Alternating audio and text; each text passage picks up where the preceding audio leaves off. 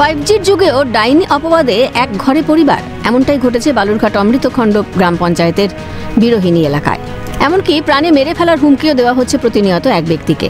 ডাইন অপবাদ ঘোচাতে জমি বন্ধক থেকে টাকা দিতে হয়েছে ওই পরিবারকে। জানগুরুর নিদানে গলায় হাসুয়া ঠেকিয়ে 2 দফায় ওই টাকা আদায় করা হয়েছে বলে অভিযোগ। ইতিমধ্যে বালুরঘাট থানায় মোট 8 জনের বিরুদ্ধে অভিযোগ দায়ের করেছে ওই পরিবার।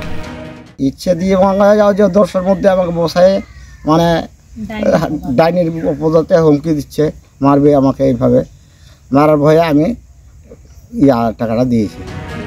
জানা গিয়েছে গত 8 তারিখে বিরোহিনী গ্রামের কয়েকজন দাবি করে গ্রামেরই এক বাসিন্দা ডাইন। তার কুদৃষ্টিতে গ্রামে বেশ কয়েকজন অসুস্থ হয়ে পড়েছে। এই নিয়ে গ্রামে সালিশি সভা বসিয়ে প্রাথমিকভাবে 1,50,000 টাকা জরিমানা ধার্য করে। এরপর ওই ব্যক্তি প্রাণ বাঁচাতে 1,50,000 টাকা দিয়ে দেন। পরবর্তী সময়ে তাকে এক কবিরাজের কাছে নিয়ে যাওয়ার পরেও আবার নতুন করে আরও 85,000 টাকা আদায় করা হয়।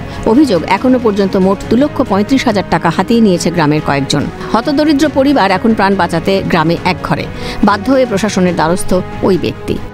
তো কবিরাজের কাছে ঘুরে আসে, বলল যদি ডাইনি না শিকার হোস তাহলে তোকে টাকাটা দিতে হবে, 1.5 লাখ না দিলে মারে ফেলবে। তবু বলছে যদি আমার রোগী না ভালো হয় তাহলে আপনাকেও মারে ফেলবো আর এখান থেকে না হলে তাড়াবো। কবার টাকা দিয়েছেন আপনি?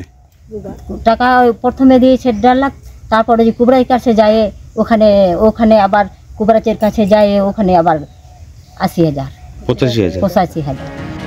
ডিএসপি হেডকোয়ার্টার বিক্রম প্রসাদ জানিয়েছেন, বালুরঘাট থানায় লিখিত অভিযোগ দায়ের হয়েছে। অভিযোগের ভিত্তিতে ইতিমধ্যে তদন্ত শুরু করা হয়েছে। এই ধরনের একটা অভিযোগ আমরা বালুরঘাট থানায় পেয়েছি।